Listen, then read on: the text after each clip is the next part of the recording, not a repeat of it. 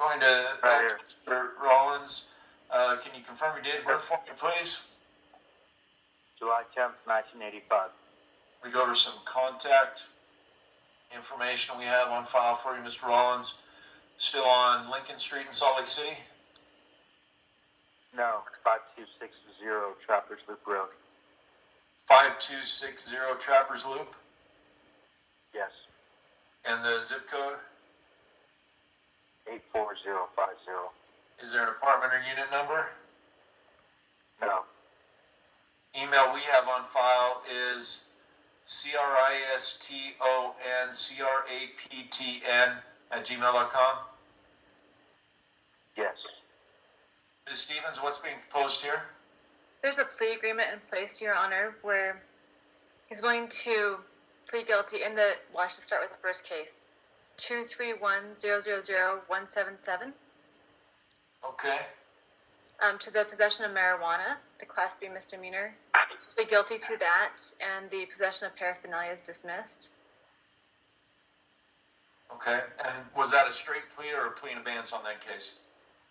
That was a straight plea. Okay. Okay. And then on the other case, the criminal trespass? That would be dismissed. Okay.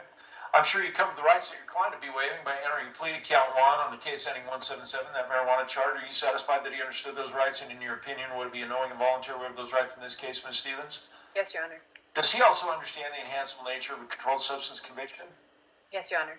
Thank you for being so thorough on that, Ms. Stevens. That saves us all a little bit of time. Mr. Rollins, you've heard the proposed settlement. Are you in agreement with it? Yes.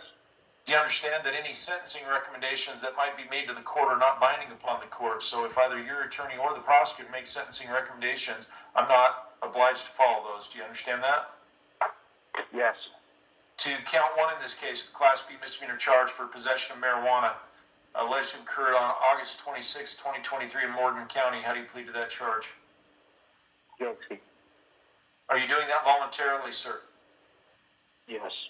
I'll accept your plea. I'll find it was knowingly and voluntarily entered. Count two, in this case, is dismissed pursuant to the negotiated settlement. Case number 231000181 is also dismissed pursuant to the negotiated settlement. Did he want to be sentenced today on the marijuana charge, Ms. Stevens? Yes, Your Honor. And were there any sentencing recommendations on that charge? No, Your Honor.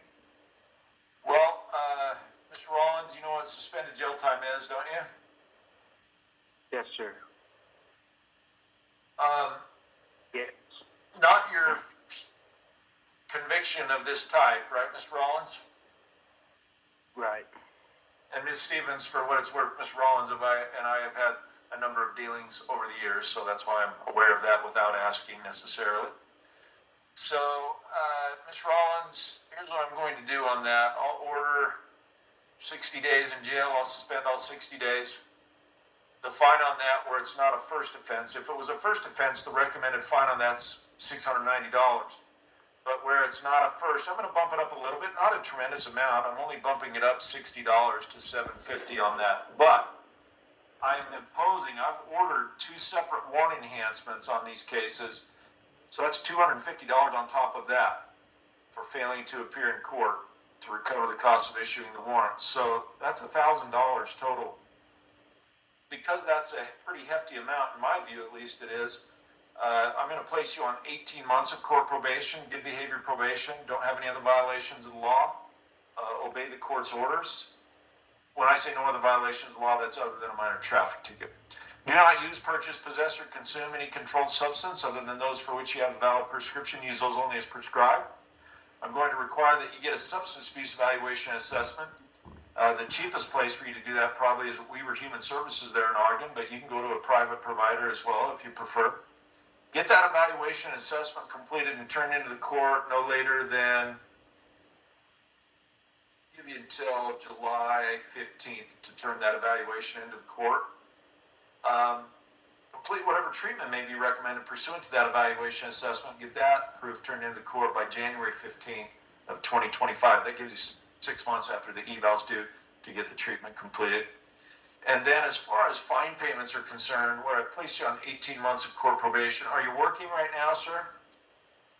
I just had foot surgery, waiting to heal from that. How long will you be out of commission? Probably about 2 weeks. Okay. So what I'm going to order is that you pay on that $1,000. If I have you pay $75 a month, I can push your first payment out to September 1st. If I push the first payment to September 1st, can you start paying $75 a month beginning September 1? Yes, sir. Okay, that will be the order. We'll email all of this information out to you. Do you have any questions? No, thank you. All right. Thank you, Mr. Rollins. Have a good evening, sir. Thank you, too. Ms. Stevens, any other matters you're ready on?